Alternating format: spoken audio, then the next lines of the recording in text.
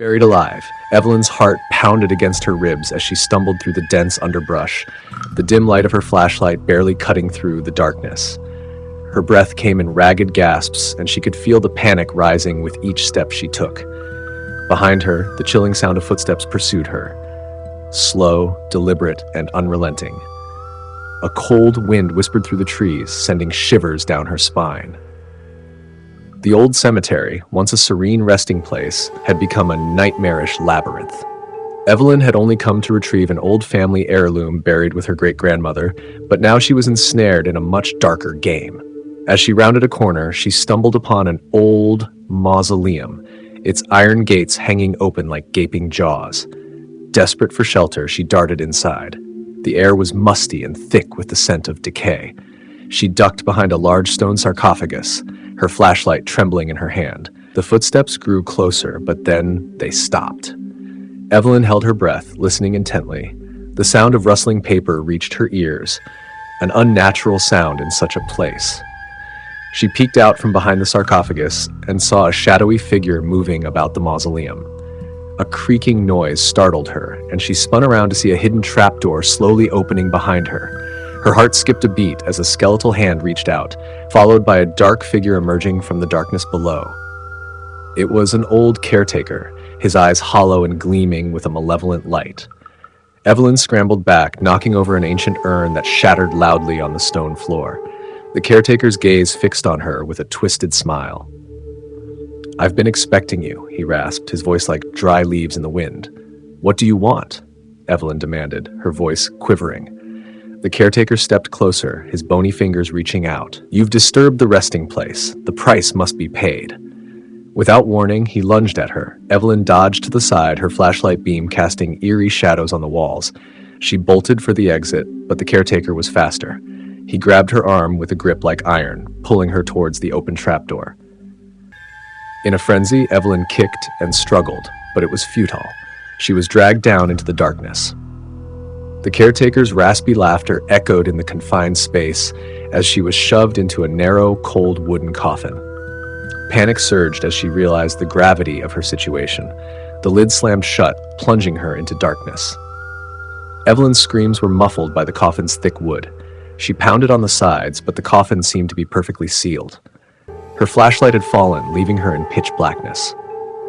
Desperation and claustrophobia gripped her. She could feel the tightness of the space, the cool earth pressing against her.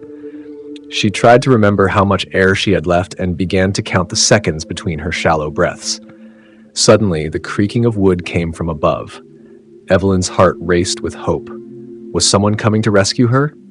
Her fingers clawed at the wooden lid, trying to push it open. The coffin shifted slightly, and for a moment she felt a surge of hope. The lid creaked open a fraction, and she saw a sliver of light. Evelyn pushed with all her strength, but just as the opening seemed to widen, the lid slammed shut again. A voice echoed from above, cold and mocking. "Did you think it would be that easy?" The caretaker's face appeared briefly, then vanished. Evelyn was left in the dark again, the weight of the earth pressing down on her. Her breaths came faster, her vision blurring. The sensation of being buried alive was unbearable. Minutes, or was it hours? Later, the lid creaked open once more. This time, Evelyn saw a strange light, but it wasn't from above. The caretaker's face was illuminated by an eerie, otherworldly glow.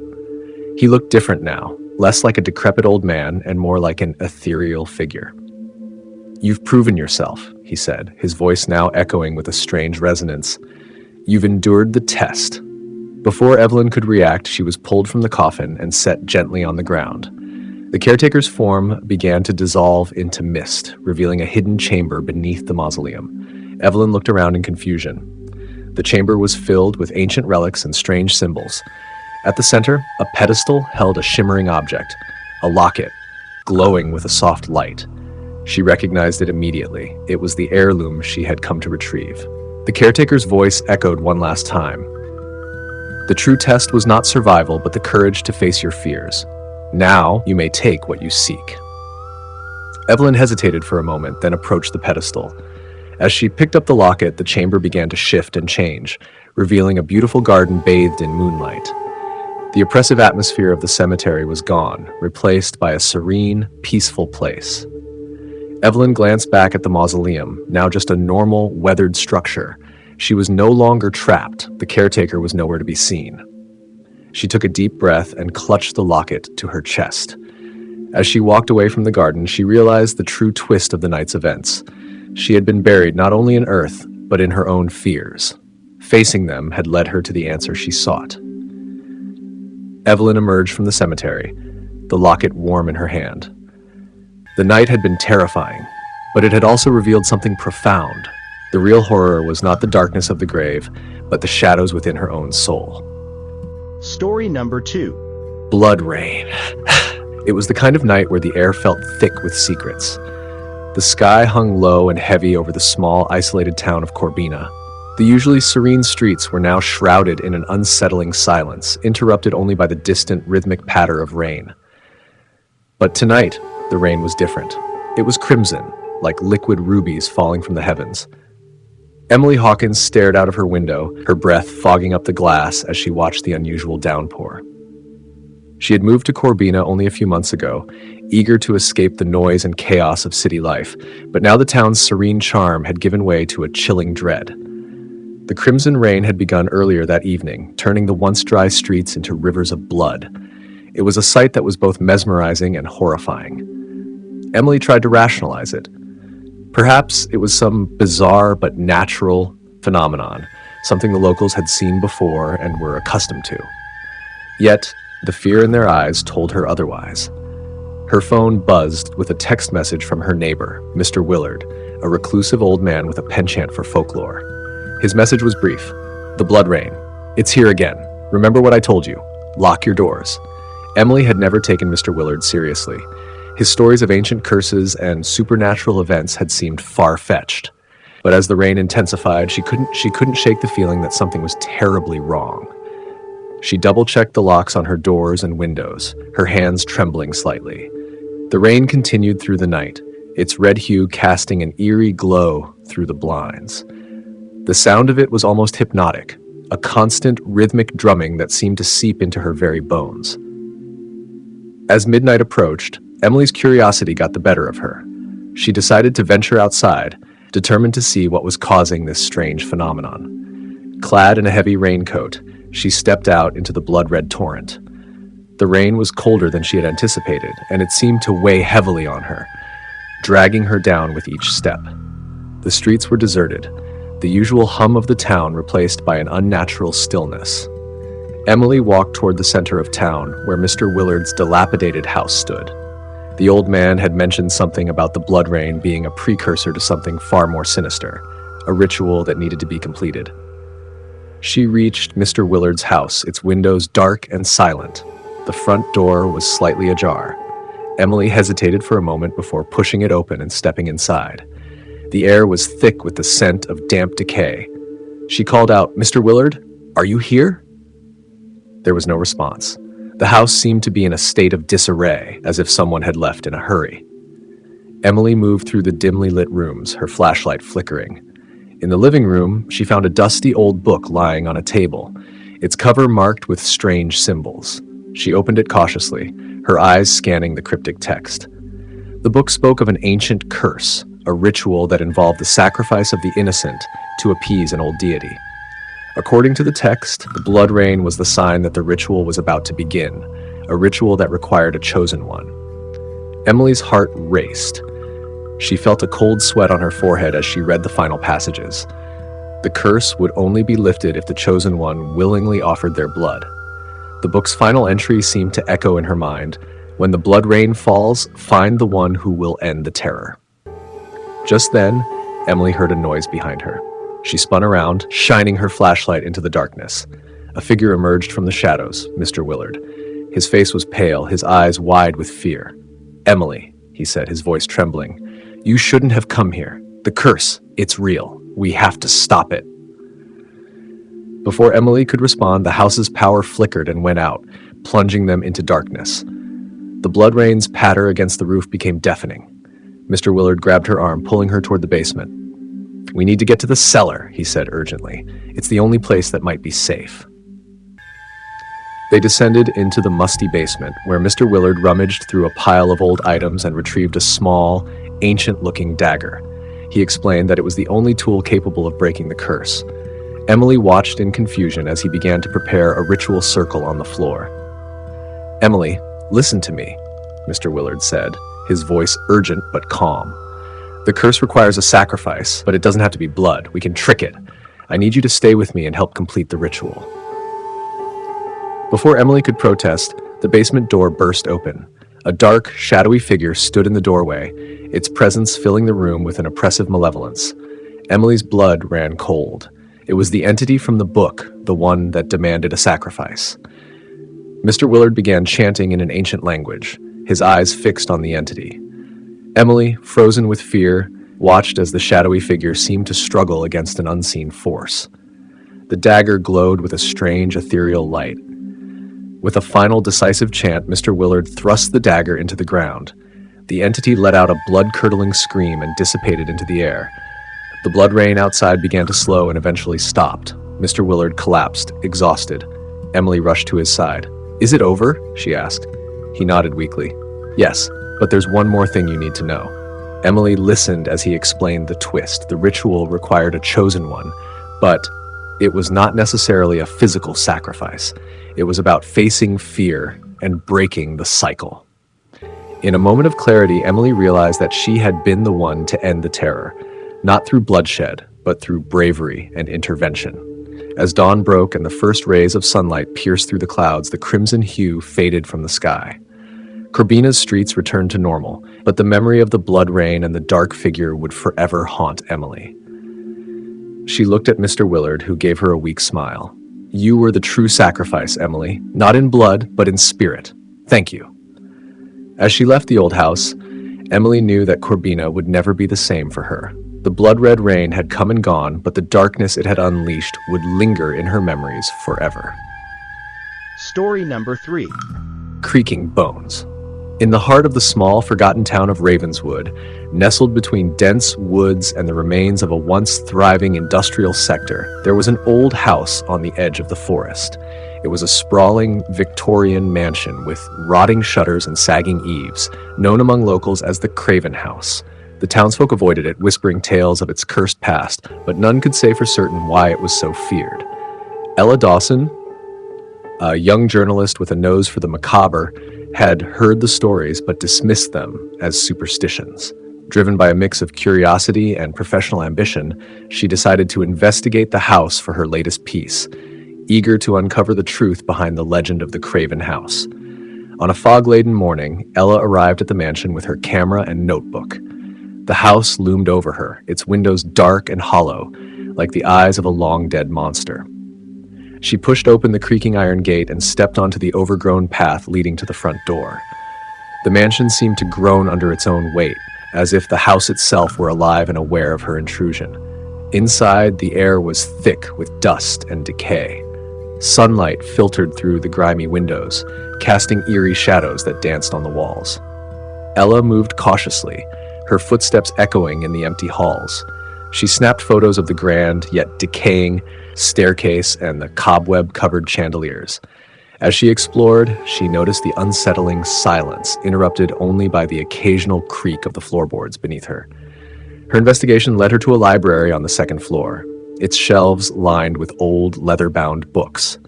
A large desk sat in the center, cluttered with faded documents and a dusty old journal. Ella flipped through the pages of the journal, which seemed to belong to a man named Jonathan Craven, the original owner of the house. His entries detailed a growing obsession with the supernatural and an increasing sense of dread. The last entry was scrawled in frantic handwriting. "They are coming for me. The bones, they are moving." A shiver ran down Ella's spine as she read the final words. She wondered if they were just the ramblings of a troubled mind. Yet something in the air seemed to shift, as if the house were reacting to her presence. She shook off her unease and continued her search. As evening fell, Ella decided to explore the basement, hoping to find something concrete to include in her article. The basement door was heavy and splintered, groaning as she pushed it open. She descended the stairs, her flashlight cutting through the darkness. The basement was a maze of old furniture, broken tools, and dust-covered crates. In one corner, Ella found a large old chest. She struggled with the rusty lock, but it finally gave way. Inside, Ella discovered an assortment of strange objects: old medical instruments, jars filled with murky liquids, and a collection of what appeared to be human bones. Her heart raced as she realized the bones were arranged in an eerie pattern on the bottom of the chest, almost as if they were part of some macabre ritual. Just then, the temperature in the basement plummeted. Ella's breath became visible, and a low, unsettling creaking sound filled the room. She turned around, shining her flashlight in every direction, but saw nothing. The creaking grew louder, almost rhythmic, like the sound of a distant drum. Ella's flashlight flickered, casting long, twisted shadows on the walls. She felt a sudden, inexplicable fear. The shadows seemed to come alive, reaching out with ghostly fingers. Her hands trembled as she took a few steps back, her flashlight illuminating something in the corner, an old mirror covered in a thick layer of dust. Curiosity getting the better of her, Ella wiped the dust away. The reflection in the mirror was not her own, but that of a gaunt, spectral figure with hollow eyes. The figure's mouth moved, though no sound came from it. Ella's heart pounded as she realized that the figure was pointing behind her. She spun around, but saw only the shadows, now seeming to close in on her. Panic set in, and she stumbled back towards the stairs. The creaking sound was deafening now, coming from all directions. It was as if the house itself was alive, closing in on her. Ella raced up the stairs, her mind racing with thoughts of escape. She reached the main floor and bolted for the front door. But as she turned the handle, it wouldn't budge. The door was locked from the outside. Desperate, Ella looked around for another way out. Her eyes fell on a window, and she hurried over to it. She pried it open, her hands slick with sweat, and climbed through, landing hard on the overgrown lawn. She glanced back at the mansion, which seemed to be watching her with a malevolent gaze. Ella fled through the foggy night, not stopping until she reached her car. She sped away, the mansion fading into the darkness behind her. The unsettling feeling of being watched lingered long after she had left Ravenswood. Back in her apartment, Ella reviewed the photos and notes she had taken. Her breath caught when she looked at the pictures from the basement. Among the cluttered shelves and jars, she saw something she had not noticed before: a faint outline of a figure, crouched and skeletal, standing in the shadows of the basement. It was then that Ella understood. The bones she had found were not merely relics. They were a part of something far more sinister. The Craven house had been hiding a dark secret, and the creaking she had heard was not just the house settling. It was the sound of the bones, alive and restless, yearning for freedom. Ella never returned to Ravenswood, but she kept the photographs and notes as a reminder of the day she came face to face with the eerie reality behind the legend of the Craven house. The mansion still stood on the edge of the forest, and though no one dared to enter, whispers of its cursed past continued to haunt the town, echoing with the unsettling creaks of bones that never truly rested. Story number 4. Faceless Visitor. In the heart of a dense, shadowy forest stood a dilapidated house, its once proud facade now cloaked in creeping vines and a shroud of neglect. Among the locals, tales of its haunted past had turned the place into a morbid curiosity. They spoke of a faceless visitor, a ghostly figure that roamed the overgrown grounds seeking something lost to time. Anna, a determined paranormal investigator, was drawn to the house by the stories. Her team, consisting of her colleague Tom and tech-savvy student Maya, had heard the legends and were eager to document the supernatural phenomena. They set up their equipment and began their investigation just as dusk began to fall, casting long shadows through the broken windows. Inside, the house was a maze of creaking wooden floors and cobweb-draped furniture. The air was heavy with dust, and a cold draft seeped through the gaps in the walls. They started their investigation in the living room, where the fireplace was choked with ash, and the once grand chandelier hung precariously from the ceiling. Tom, equipped with a voice recorder, asked questions into the emptiness. "Is there anyone here with us? What do you want?" His voice echoed, swallowed by the oppressive silence. Maya, fiddling with her infrared camera, caught fleeting images of the shadows dancing just out of reach. "Something's moving around," she said, her voice trembling slightly.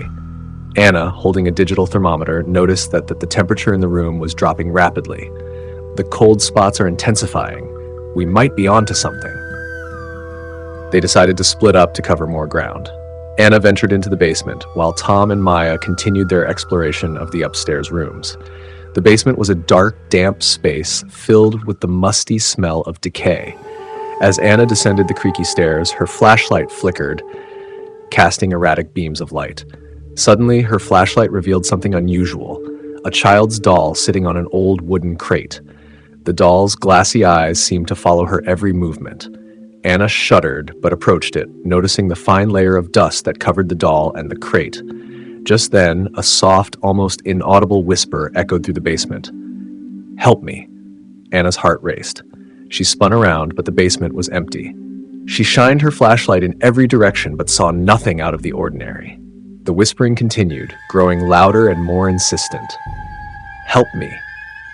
Meanwhile, Tom and Maya had found themselves in a room cluttered with old portraits. The paintings were of solemn-faced individuals, their eyes eerily alive in the dim light. Maya reviewed the footage on her camera and noticed a strange, faceless figure appearing in the corners of several frames. It was as if the entity was trying to communicate through the images. "Do you see this?" Maya asked Tom, pointing at the screen. "There's something here that shouldn't be." Tom squinted at the footage. "We need to get back to Anna. This is getting weird." They descended to the basement, where Anna was now frantically searching for the source of the whispers. Her flashlight had gone out completely, and she was left in almost total darkness. Her breaths came in quick, panicked bursts. Suddenly, the whispers stopped, replaced by an oppressive silence. Anna felt a cold breath on her neck, sending chills down her spine. She turned, but there was no one there. She fumbled for her phone, using its weak light to scan the room. The light revealed a hidden door behind the crate, barely noticeable. With shaking hands, she pried open the door, revealing a narrow, dusty staircase leading even deeper into the house. As she descended, the temperature dropped even further, and an overwhelming sense of dread filled the air. At the bottom of the stairs was a small, dimly lit room with a single old-fashioned mirror. In its reflection, Anna saw not her own face, but a blank, featureless void where her face should have been. She gasped and stumbled backward, knocking over an old chest. From the chest, an ancient journal fell out, its pages yellowed and brittle. Anna opened it carefully. The journal detailed the life of a family who had lived in the house centuries ago, mentioning their daughter, a child who had disappeared mysteriously. The final entry was a frantic plea for help, written in shaky handwriting. The realization hit Anna like a ton of bricks. The faceless visitor was the spirit of the missing child, forever trapped, trying to reach out to anyone who might find the truth. The whispers, the cold spots, the faceless reflections, it all made sense now. Suddenly, Tom and Maya burst into the room, their faces pale with fear. "Anna, we saw something upstairs," Maya said. "You need to see this."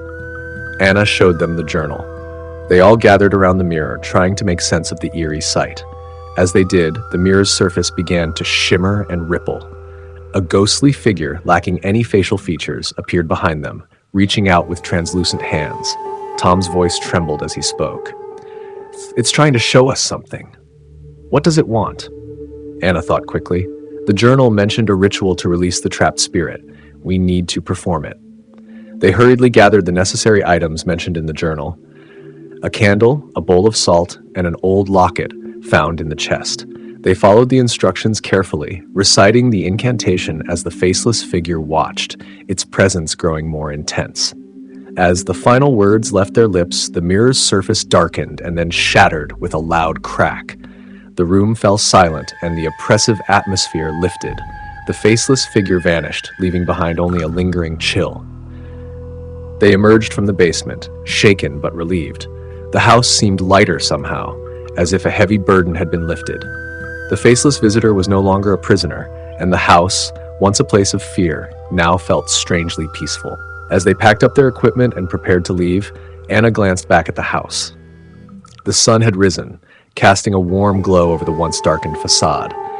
The faceless visitor's tragic story had been uncovered, and though it had been a harrowing experience, Anna felt a sense of closure. The house was no longer haunted. The visitor had finally found peace, and in doing so had left behind a story of redemption and hope. Story number 5. Vanishing light.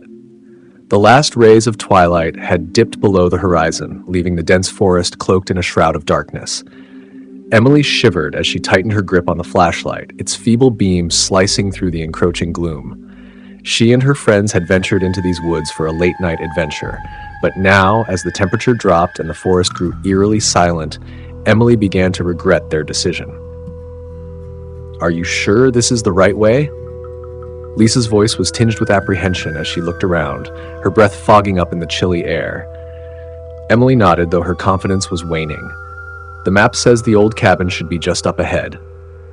The group, Emily, Lisa, Mark, and Alex, had heard tales of the abandoned cabin and its mysterious history. According to local legends, the place was cursed, with strange occurrences reported by anyone brave or foolish enough to visit. They'd dismissed the stories as mere folklore, but now, as they walked deeper into the forest, it was clear that something was amiss. The flashlight flickered, casting ominous shadows on the trees. Mark glanced at it, frowning. "This thing's acting up. We should have brought extra batteries." "I thought we'd be back before dark," Emily said, her voice unsteady. "Let's keep moving." They pushed forward, their footsteps crunching on the forest floor. The silence was oppressive, broken only by the occasional rustle of leaves and the distant hoot of an owl. Every now and then, Emily caught glimpses of strange shapes in the darkness, but each time she turned, they were gone. Finally, after what felt like hours, the group stumbled upon the cabin. It was a dilapidated structure, its wooden planks warped and covered in a thick layer of moss. The roof sagged under the weight of neglect, and the windows were shattered or boarded up. Despite its forlorn appearance, the cabin seemed to radiate a chilling presence. "Here it is," Emily said, trying to sound enthusiastic but failing to mask the unease in her voice. "Great," Lisa muttered, her eyes darting nervously. "Let's just get in and get out." They pushed open the creaking door and stepped inside. The interior was just as decrepit as the exterior, with rotting furniture and cobweb-covered corners. Emily's flashlight illuminated a dusty old fireplace, a shattered mirror, and a moth-eaten armchair. Mark, ever the skeptic, scoffed, "This place is a dump. I don't see what all the fuss is about." Emily glanced around, her heart pounding. "Let's split up and see if we can find anything interesting." As they scattered through the cabin, the atmosphere grew heavier, and the sense of dread intensified. Emily made her way to a small room in the back, its door barely hanging on its hinges. Inside, she found a bed covered in tattered sheets and a small, cracked window. The room felt cold, and Emily couldn't shake the feeling that she was being watched. Suddenly, a loud crash echoed from the other side of the cabin. Emily's heart raced as she rushed back to the main room. Mark and Alex were there, their faces pale with fear. "What happened?" Emily asked urgently. "We heard something. Like someone walking around outside," Mark said, his voice trembling. "I thought it was just the wind," Alex added, but it sounded like footsteps. They huddled together, their flashlight flickering erratically. The darkness outside seemed to press in on them, and the eerie silence was broken only by their anxious breaths. "Maybe we should leave," Lisa suggested, her voice barely above a whisper. "This place gives me the creeps." Vanishing light. The last rays of twilight had dipped below the horizon, leaving the dense forest cloaked in a shroud of darkness. Emily shivered as she tightened her grip on the flashlight, its feeble beam slicing through the encroaching gloom. She and her friends had ventured into these woods for a late-night adventure, but now, as the temperature dropped and the forest grew eerily silent, Emily began to regret their decision. "Are you sure this is the right way?" Lisa's voice was tinged with apprehension as she looked around, her breath fogging up in the chilly air. Emily nodded, though her confidence was waning. "The map says the old cabin should be just up ahead." The group, Emily, Lisa, Mark, and Alex, had heard tales of the abandoned cabin and its mysterious history. According to local legends, the place was cursed, with strange occurrences reported by anyone brave or foolish enough to visit. They'd dismissed the stories as mere folklore, but now, as they walked deeper into the forest, it was clear that something was amiss. The flashlight flickered, casting ominous shadows on the trees. Mark glanced at it, frowning. "This thing's acting up. We should have brought extra batteries." "I thought we'd be back before dark," Emily said, her voice unsteady. "Let's keep moving." They pushed forward, their footsteps crunching on the forest floor. The silence was oppressive, broken only by the occasional rustle of leaves and the distant hoot of an owl. Every now and then, Emily caught glimpses of strange shapes in the darkness, but each time she turned, they were gone. Finally, after what felt like hours, the group stumbled upon the cabin.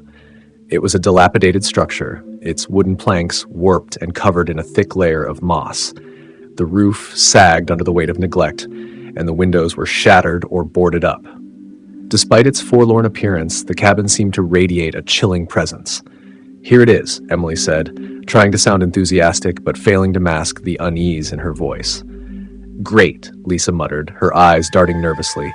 "Let's just get in and get out." They pushed open the creaking door and stepped inside. The interior was just as decrepit as the exterior, with rotting furniture and cobweb-covered corners. Emily's flashlight illuminated a dusty old fireplace, a shattered mirror, and a moth-eaten armchair. Mark, ever the skeptic, scoffed, "This place is a dump. I don't see what all the fuss is about." Emily glanced around, her heart pounding. "Let's split up and see if we can find anything interesting." As they scattered through the cabin, the atmosphere grew heavier, and the sense of dread intensified. Emily made her way to a small room in the back, its door barely hanging on its hinges. Inside, she found a bed covered in tattered sheets and a small, cracked window. The room felt cold, and Emily couldn't shake the feeling that she was being watched. Suddenly, a loud crash echoed from the other side of the cabin. Emily's heart raced as she rushed back to the main room. Mark and Alex were there, their faces pale with fear. "What happened?" Emily asked urgently. "We heard something, like someone walking around outside," Mark said, his voice trembling. "I thought it was just the wind," Alex added, "but it sounded like footsteps."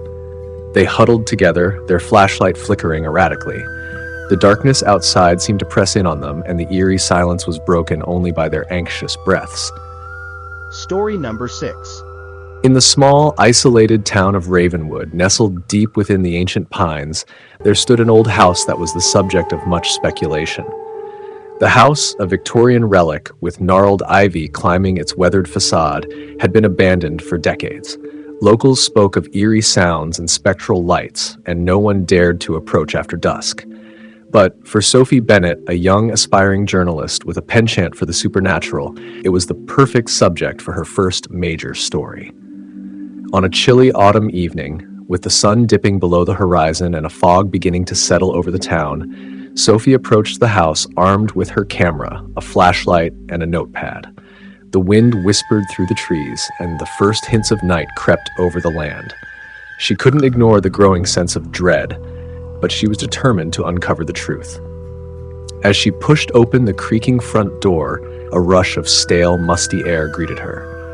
The foyer was dimly lit by the last rays of daylight filtering through grimy windows. Dust motes danced in the weak light, and Sophie could feel the weight of years pressing down on her. She flipped on her flashlight, and the beam cut through the darkness, revealing faded wallpaper and cracked woodwork. Her footsteps echoed in the silence as she made her way through the labyrinthine hallways. She recorded her observations on her notepad, noting the peeling paint and the strange, almost imperceptible cold spots she encountered. Then she heard it, a soft, disembodied whisper that seemed to come from nowhere and everywhere at once. "Help me." Sophie froze, her breath catching in her throat. She glanced around, but the house remained still and empty. She dismissed the whisper as a figment of her imagination and continued deeper into the house, though the unease gnawing at her seemed to grow stronger. In the center of the house, she found what was once likely the grand ballroom. Its grandeur had faded, but the large, ornate chandelier hanging from the ceiling still held a certain faded elegance. Sophie set up her camera and began to record, capturing the haunting beauty of the room. As she worked, the whisper came again, louder this time. "Please, help me." Sophie's heart pounded in her chest. The voice seemed so close now, yet no one was visible. She moved cautiously toward a grand mirror that leaned against the far wall, its surface covered in a thick layer of dust. The reflection showed only darkness and shadows. As she approached, she noticed something peculiar. In the dim light, a small, handwritten note was partially obscured by the grime at the base of the mirror. With trembling hands, Sophie brushed away the dust and retrieved it. The note was old, the ink smudged, but still legible. To those who find this, beware. The voice you hear is not your friend. It will lead you to the darkness you seek to escape. Her skin crawled as she read the note. She glanced around, feeling the oppressive weight of the house press in on her. The disembodied voice was now unmistakably close, almost as if it was coming from within the very walls of the house. "Help me, please." Desperation tinged the voice now, and Sophie's fear turned to panic. She began to back away, her mind racing. She turned and fled toward the front door, but as she hurried down the hallway, the whispers followed her, growing louder and more insistent. "Help me. I'm so close." Just as she reached the foyer, the temperature plummeted and a cold draft swept through the house. The front door slammed shut with a deafening bang. Sophie's flashlight flickered and died, plunging her into darkness. She fumbled for her spare batteries, her hands shaking uncontrollably. Suddenly, the whispers stopped. The silence was deafening, and Sophie felt as though she was being watched.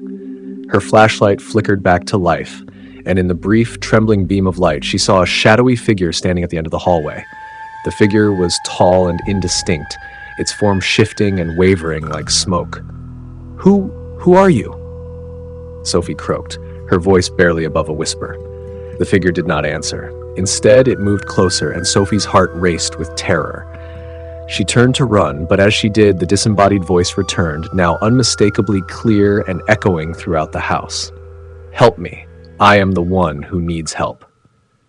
Sophie's breath came in short gasps as she reached the front door again, but it remained firmly shut. She turned around, desperate, and the figure was gone.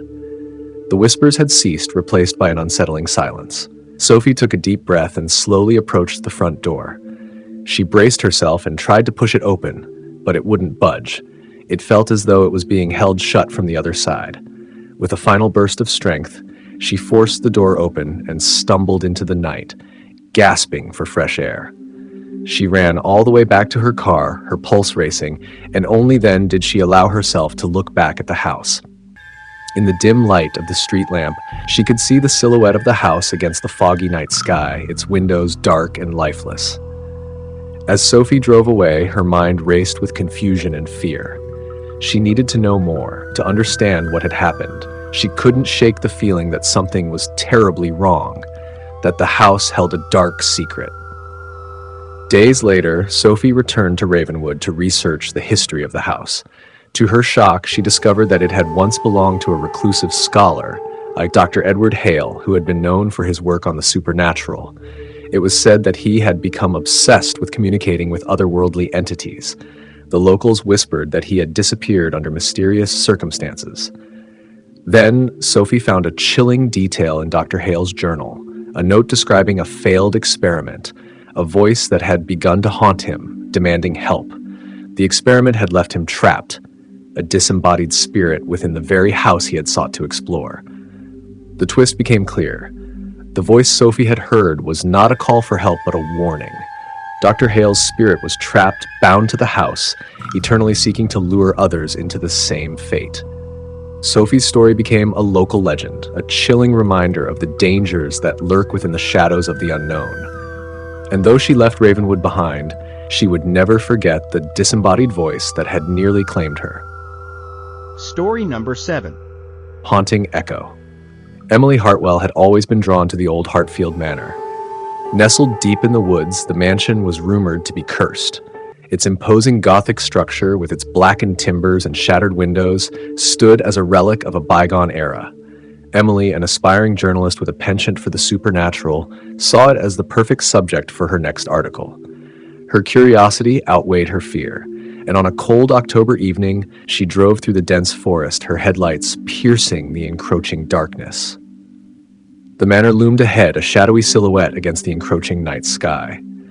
With a deep breath, Emily stepped out of her car and approached the grand entrance. The heavy wooden doors creaked open with a reluctant groan. Inside, the air was thick with dust and decay. Moonlight filtered through the grime-covered windows, casting eerie patterns on the floor. Emily's flashlight bobbed across the room, illuminating old portraits with eyes that seemed to follow her every move. As she wandered through the decrepit halls, she noted the strange silence that enveloped the manor. It was an oppressive silence, as though the house itself was holding its breath, waiting for something. The only sound was the occasional scuttle of mice in the shadows and the distant groan of the house settling. Emily's interest was piqued when she discovered a peculiar door hidden behind a tattered curtain. The door was small and unremarkable compared to the grandeur of the rest of the manor. With a sense of anticipation, she pushed it open. It led to a narrow staircase that spiraled downward into darkness. Her flashlight revealed the steps, coated in a thick layer of dust and cobwebs. Compelled by an inexplicable urge, Emily descended. The air grew colder with each step, her breath forming visible puffs in the icy air. At the bottom, she found herself in a small, dimly lit room. It was lined with shelves filled with old books and faded photographs. On the floor lay a single, large mirror, its surface cracked and smudged. Emily's curiosity got the better of her. She picked up the mirror and wiped it clean. Her reflection stared back at her, but something was different. The image in the mirror seemed slightly distorted, the colors more vivid and the shadows darker. She dismissed it as a trick of the light and continued exploring. The room contained a small, ancient desk covered in dusty papers. One sheet caught her eye, a handwritten letter, its ink faded but legible. It spoke of a restless spirit, bound to the manor by a tragic past. The writer had pleaded for someone to uncover the truth and put the spirit to rest. Emily was intrigued but skeptical. The letter mentioned a recurring, haunting echo that could reveal the spirit's story. She decided to spend the night in the manor, hoping to experience this echo for herself. As night deepened, the manor's eerie atmosphere seemed to intensify. Emily set up her equipment and began documenting her surroundings. The temperature dropped even further, and she felt a strange chill creeping up her spine. Every now and then she heard faint whispers, but they were too indistinct to make out. Around midnight, she was startled by a soft, rhythmic thumping sound. It seemed to be coming from the floor above. Her heart pounded with both excitement and fear. She climbed the stairs and followed the sound, which grew louder and more insistent. At the top of the stairs, she found herself in a grand yet decrepit ballroom. The thumping continued, now accompanied by a soft, mournful melody. Emily's flashlight swept across the room, revealing the source of the noise, a broken grand piano in the corner.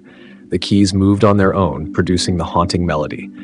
A cold breeze swept through the room, extinguishing her flashlight. Emily fumbled in the dark, her pulse racing. Then a whisper reached her ears, almost like a plea. "Help me." Suddenly, the lights flickered back on, revealing a figure in the center of the room. A woman in a tattered, old-fashioned gown, her face obscured by shadows. Emily froze, unable to move. The woman's gaze seemed to pierce through her, filled with sorrow and desperation. The figure slowly began to speak, her voice echoing through the room. "You must find the truth. Set me free." The voice was fragmented, as if it was struggling to break free from a barrier. Emily's mind raced as she tried to piece together the fragmented story from the letter and the ghostly apparition. She recalled the mirror she had found and wondered if it held the key to the mystery. With trembling hands, she made her way back to the small room. When she arrived, the mirror had changed. The cracked surface now formed an image, a vivid scene of the ballroom with the ghostly woman at its center. Beside her was a man, dressed in the same old-fashioned style, holding a locket. Emily's heart skipped a beat as she realized the man in the mirror was the original owner of the manor, a man who had been reported missing under mysterious circumstances.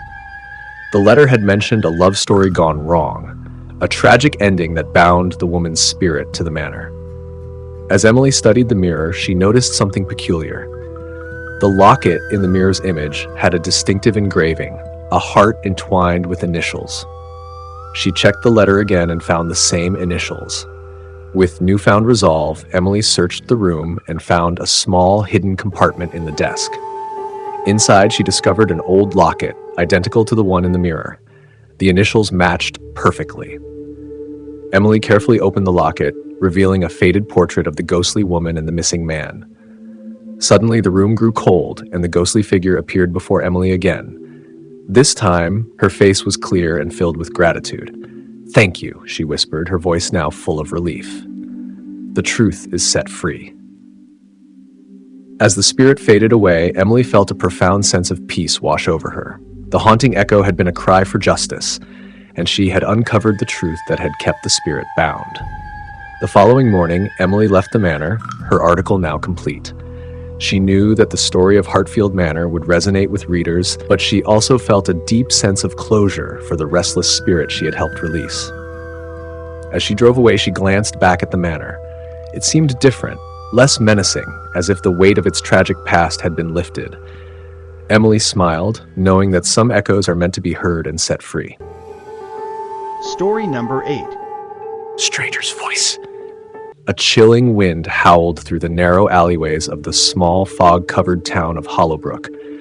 The sun had long set, leaving behind only the cold embrace of darkness. The old cobblestone streets glistened from the dampness of the evening mist, and the gas lamps flickered weakly, casting eerie shadows on the walls. Inside the dimly lit Hollowbrook Library, Martha Kinney, the night librarian, prepared to close up for the evening. Martha was a solitary woman in her mid-40s, with a penchant for horror novels and an air of quiet determination. She prided herself on keeping the library in immaculate condition, even if that meant enduring the solitude of the late shift. As she shelved the last of the returned books, a faint noise broke the silence, a soft, almost imperceptible whisper. Martha stopped, her breath catching in her throat. She glanced around, but the library remained as still and quiet as it always did at this hour. She brushed it off, attributing it to her imagination, and continued her work. Then she heard it again. This time it was clearer, a voice, barely audible, murmuring from somewhere deep within the library. Martha's pulse quickened. She was certain the library had been empty all evening, and the thought of an intruder unsettled her. She walked cautiously through the aisles, the beam of her flashlight cutting through the darkness. The library's vast expanse seemed more imposing under the shroud of night. As she approached the history section, the voice grew louder, almost desperate. It seemed to be coming from behind a row of high shelves. Martha hesitated, then took a deep breath and rounded the corner.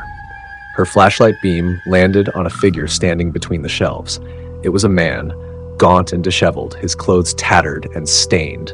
His eyes were wide and haunted, fixed on Martha with an intensity that made her shiver. "Who are you?" Martha demanded, trying to keep her voice steady. "How did you get in here?" The man's lips moved, but no sound came out.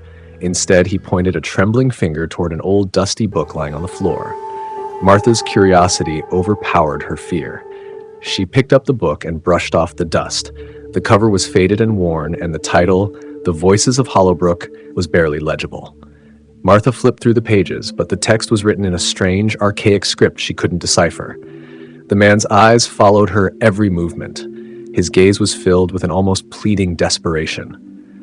Martha felt a pang of sympathy, but also an uneasy sense of dread. "Why are you showing me this?" Martha asked, her voice barely above a whisper. The man's only response was to gesture toward the book once more, then turn and flee into the darkness between the shelves. Martha hesitated, but decided to follow. She rounded the corner to where she had seen him last, but the aisles were empty. The only sound was the steady hum of the fluorescent lights above. Her heart pounded in her chest as she searched for any sign of the mysterious man, but he was nowhere to be found. Determined to understand the significance of the book, Martha took it to her desk and tried to decipher the text using the library's old reference materials. As the hours passed, her frustration grew. The words on the pages seemed to shift and change, evading her attempts at translation. At midnight, a heavy silence fell over the library. The clock on the wall ticked louder in the stillness. Martha rubbed her eyes, feeling the strain of the long night, when suddenly the whispering voice returned. This time, it was accompanied by a soft, rhythmic tapping, like the sound of fingers drumming on a wooden surface. Martha's flashlight flickered, and she glanced around nervously. The tapping grew louder and more insistent. It seemed to be coming from behind the wall, just beyond her reach. She followed the sound to the library's old storage room, a place she had rarely ventured. With a deep breath, Martha unlocked the door and stepped inside. The room was cluttered with old furniture and forgotten relics. The tapping was now a steady pounding, echoing through the cramped space. Martha's flashlight beam landed on an old wooden cabinet in the corner. The noise seemed to be coming from within. As she approached the cabinet, the pounding abruptly stopped. Martha's hands trembled as she opened the cabinet's doors. Inside, she found an old, dusty box. The voice was now eerily silent. With cautious fingers, Martha lifted the lid of the box. Inside, she found a collection of old newspapers and photographs. One photograph caught her eye, a grainy image of the library's original construction. But it wasn't the building that drew her attention. It was a familiar face among the construction workers. It was the same man she had seen earlier. Her heart raced as she realized the connection. The newspaper clippings revealed a story from decades ago about a construction worker who had disappeared mysteriously during the library's construction. His name had been Charles Holloway. Martha's eyes widened as she understood the truth. The man she had seen was a ghost, a restless spirit trapped within the library's walls, trying to communicate through the book and the whispering voice. Suddenly, the library's lights flickered, and a cold draft swept through the room. Martha turned to see a shadowy figure standing at the doorway. It was Charles Holloway, his ghostly form hovering just beyond the threshold. "Help me," the ghost whispered, his voice clear and filled with sorrow. "I need to find peace." Martha knew what she had to do. She took the old book and read aloud the strange script from its pages. As she spoke, the ghost's form grew more solid, and the library's atmosphere lightened. With each word, the ghost's anguish seemed to dissipate.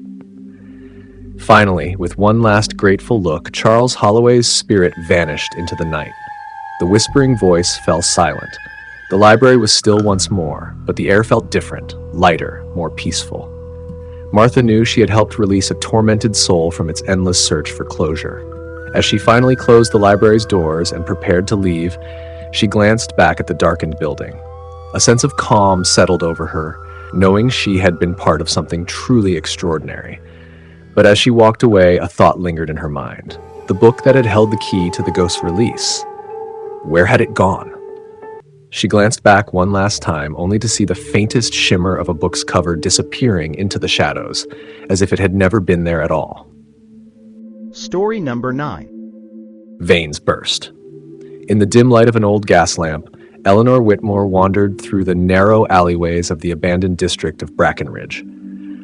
The once bustling neighborhood had long since fallen into decay, overtaken by the creeping vines and the chill of forgotten time. It was a place where the shadows seemed to stretch and linger just a little too long, and the whispers of the past grew louder with every step she took. Eleanor had come in search of her brother, Daniel, who had disappeared 2 weeks prior. Daniel was an investigative journalist with a penchant for uncovering the darkest secrets, and Eleanor feared he had dug too deep into something sinister. She had found a journal among his belongings that hinted at an old tale, a legend of a secret society that thrived in the underbelly of Brackenridge. The journal spoke of a place called the Hollow, an eerie underground chamber said to hold terrible power. Her flashlight flickered intermittently, casting fleeting, distorted shadows on the cracked walls. She approached the entrance of an old warehouse, its heavy wooden doors hanging askew. The building's facade was covered in grime and vines, the perfect hiding place for secrets buried by time. With a deep breath, Eleanor pushed through the door. The air inside was stale and damp, filled with the scent of mildew and decay. She took cautious steps forward, her footsteps echoing in the silence. She found herself in a vast room cluttered with discarded machinery and broken furniture. Her flashlight's beam danced across the room, illuminating a door on the far side that seemed oddly pristine compared to the rest of the surroundings. The door was slightly ajar, and Eleanor's heart raced with a mixture of fear and hope. She squeezed through the narrow opening and descended a winding staircase that led to a basement shrouded in darkness. At the bottom, the space opened into a large chamber with walls lined in dark stone. Strange symbols, painted in what looked like dried blood, adorned the walls. In the center of the chamber was an altar draped in a heavy crimson cloth. Eleanor approached it slowly, her flashlight revealing a variety of disturbing artifacts, jars filled with dark, thick liquids, and objects that looked like they belonged in a macabre museum. Her eyes were drawn to a peculiar book lying open on the altar. The pages were filled with cryptic symbols and indecipherable text. As she examined the book, she heard a faint sound behind her, a soft whisper, almost imperceptible. Eleanor turned, her flashlight sweeping over the room, but found nothing. She shook her head, trying to dismiss her growing unease, but then she saw it. A figure in the shadows, barely visible. The figure seemed to be watching her, and as Eleanor's eyes adjusted, she realized it was not one person but several, cloaked figures with hoods drawn low over their faces. Her breath caught in her throat. She could not see their eyes, but the feeling of being scrutinized was palpable.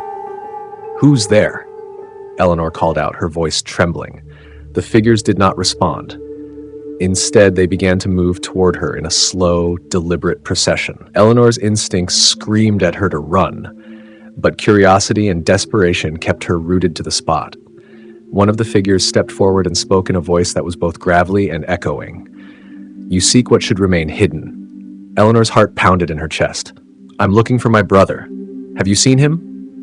The figure paused, then said, "He sought the truth and paid the price. To know the truth is to become part of it." A cold shiver ran down Eleanor's spine. The figures began to circle around her, their murmurs growing louder. She could not make out their words, but the rhythm of their voices was unsettling, almost like a chant. Suddenly, the chamber was illuminated by an eerie, unnatural light emanating from the symbols on the walls. The ground trembled, and Eleanor stumbled backward. Her flashlight flickered and died, plunging her into darkness. In the blackness, Eleanor heard a muffled scream, Daniel's voice. Her heart nearly stopped. She raced toward the sound, her hands brushing against the cold stone walls. The cries grew louder until she reached a small alcove where she found Daniel, bound and unconscious. She quickly untied him, her hands trembling. "Daniel, wake up," she pleaded. He stirred, his eyes fluttering open. "Eleanor," he whispered hoarsely, "you shouldn't have come." Before Eleanor could respond, the temperature in the room plummeted. The cloaked figures closed in, their presence now more oppressive than ever. The whispers grew into a cacophony of dissonant voices. One of the figures stepped forward, holding a small, ornate vial. "The blood of the sacrificed," the figure intoned, "binds the truth and seals our power." With a swift motion, the figure uncorked the vial and poured its contents over the altar. The symbols on the walls began to glow with a bright, searing light. The chamber filled with a blinding flash, and Eleanor shielded her eyes. When the light receded, Eleanor found herself alone in the chamber. The figures had vanished, and the oppressive atmosphere had lifted. Daniel was gone, and the altar was empty. Eleanor's heart sank as she approached the altar. On it, she found the book she had seen earlier, but the pages were now blank. Only one word was written on the final page, "Welcome." A sudden realization struck her. The figures had not just been watching, they had been waiting. The truth they had spoken of was not something to be discovered. It was something to be endured. Eleanor understood now that she had become part of their twisted narrative, a player in a story that had no end. She looked around the chamber, now eerily silent, and felt the walls closing in on her. The secrets of Brackenridge had claimed her and her brother, and the hollow echoes of their fate would linger in the darkness for all time. Story number 10. Coffin open. The town of Willow Creek had always been a quiet place, nestled between rolling hills and dense woods. The locals prided themselves on their tight-knit community and unspoken traditions. One such tradition was the annual midnight vigil held at the old cemetery on the edge of town. The vigil was a curious event, part superstition and part local folklore, but it drew a modest crowd each year. This year, however, the vigil was set to be different. A recent storm had unearthed something peculiar, an old coffin that had lain undisturbed for over a century. Its appearance was a sensation, and the townsfolk were abuzz with speculation. Some believed it was a sign from the beyond, while others thought it was just a strange coincidence. Evelyn Grant, a skeptical journalist from the city, had come to Willow Creek to cover the event. She was known for her investigative prowess and had little patience for the supernatural or superstitious nonsense. Her interest was purely professional. She saw the vigil as an opportunity to write a gripping story for her magazine. The cemetery was dimly lit by flickering lanterns and the soft glow of the full moon. Evelyn arrived early, her camera slung over her shoulder. The air was thick with dampness from the earlier rain, and an eerie silence seemed to hang over the cemetery like a shroud. She walked past the freshly disturbed earth, where the coffin had been unearthed and placed on a makeshift platform for all to see. The coffin was ancient, its wood darkened with age and its brass fittings tarnished. The nameplate, barely legible, read Eleanor Caldwell. Evelyn snapped a few pictures, her curiosity piqued. There was something unsettling about the way the coffin lay there, almost as if it were waiting to be opened. As the vigil commenced, the townsfolk gathered around the coffin, murmuring and casting nervous glances at one another.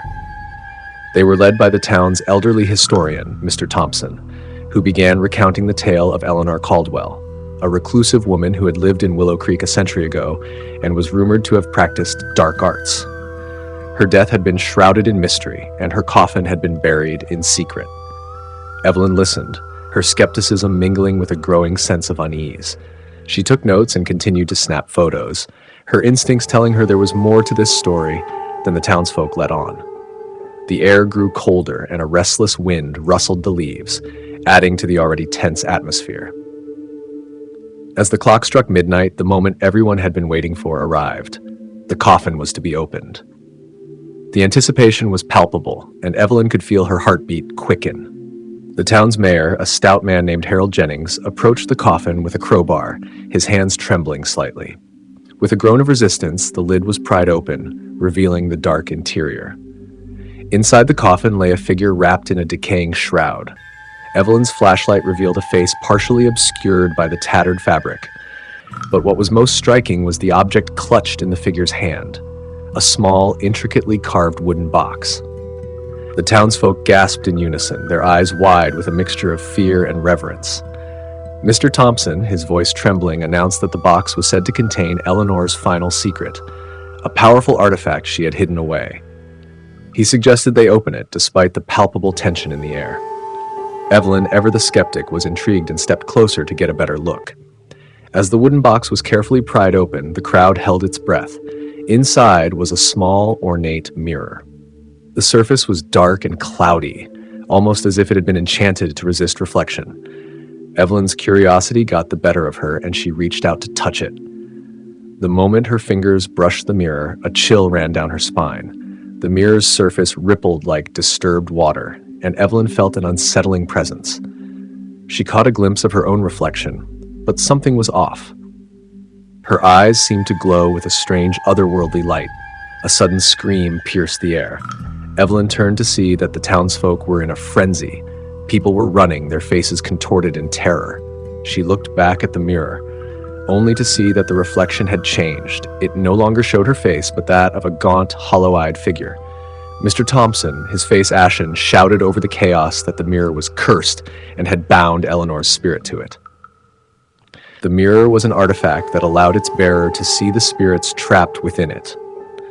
The townsfolk had been unknowingly unleashing these spirits by opening the coffin. Panic set in as the cemetery erupted into chaos. Evelyn, trying to make sense of what was happening, noticed something peculiar.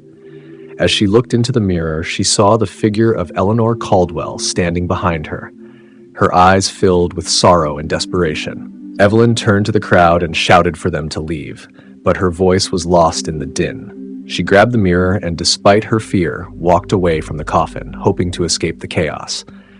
The mirror seemed to grow warmer in her hands, and the reflections became increasingly erratic. Just as Evelyn reached the edge of the cemetery, she heard a voice whispering her name. She looked around but saw no one. The whisper grew louder, more insistent, until it was almost deafening. The reflection in the mirror shifted once again, revealing a dark, shadowy figure with a twisted grin. In a moment of clarity, Evelyn realized the truth. The mirror was not merely showing spirits, it was trapping them. By touching it, she had become part of its cursed realm. The spirits she saw were not just trapped, they were seeking release, and she had inadvertently become the key to their freedom. In a final act of desperation, Evelyn hurled the mirror into the woods and watched as it shattered against a tree. The spirit's whispers ceased, and an eerie calm fell over the cemetery. The townsfolk slowly emerged from their hiding places, their faces pale but relieved. The vigil ended, and the townsfolk dispersed, leaving Evelyn alone. She picked up her camera and looked through the photos she had taken. To her astonishment, all the pictures of the mirror showed something that was not visible to the naked eye, a dark, swirling vortex within its depths. As Evelyn left Willow Creek, she didn't shake the feeling that something had followed her. Her last glance at the cemetery revealed a single dark shape lingering among the trees. It was a reminder that some secrets, once unearthed, are best left buried. And in the end, the mirror was not just a relic of the past, but a portal to something far more sinister, an eternal reminder that some doors once opened cannot be closed.